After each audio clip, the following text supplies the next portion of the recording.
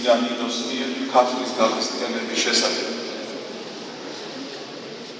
მეათე საუკუნის შარლების კრებულის მოქცევა იქ არის ტექსტი გვამცნობს, რომ მირიამ მეფემ და ერმა დააწესეს დღესასწაული ძვლებით შემოსილისა ჯვარისაი, აღსებისა, ზატიკისა, დღესა კვირიაკესა. ესე იგი, აღდგომის მესამე კვირა დღევანდელ დღეს ყოველმა ქართველმა ვიდრე დღეიდანაც დღემდე და ვიდრე უკუნისამდე.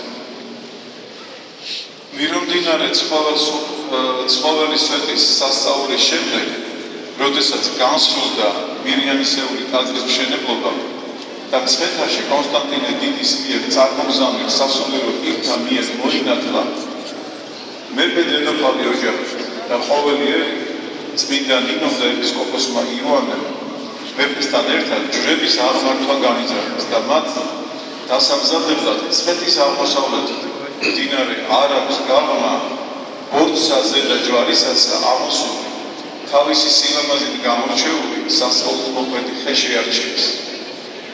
წმინდა ეპისკოპოსმა იოანემ ბრძანა, რომ ხე მშვენიერი ჭეშმარიტად ძველთაგან იყო დანერგილი ამ ადგილას უფლის ნების ამსასრულებლად, რათა მისგან ჯვარი ძლევისაი გამოკვეთილიყო, რომელსაც ამასცემს მთელი სიმრავლე ქართლისა.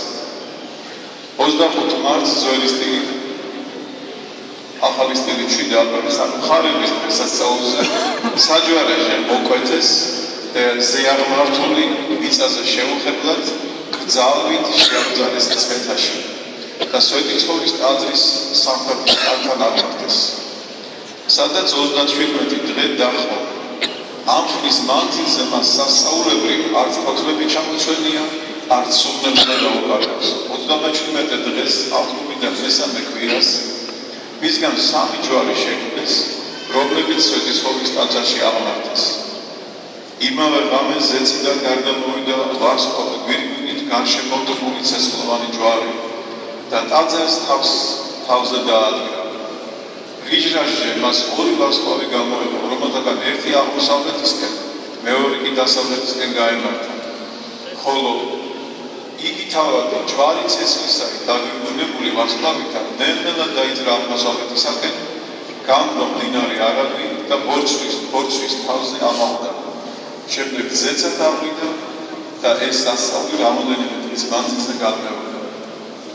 2 ვარსკვლავის შეჩერების ადგილის შეჩერების მიხედვით წმინდა ნინომ დაადგინა ერთი თოთის მთაზე, სადაც წმინდა მეფე მირიამ სულიერი თავი აეყო უჯარმაში. თოთის მთაზე ჯვარი თვით წმინდა მეფე მირიამმა ააბრძანა. უჯარმაში სალომე უჯარმებმა.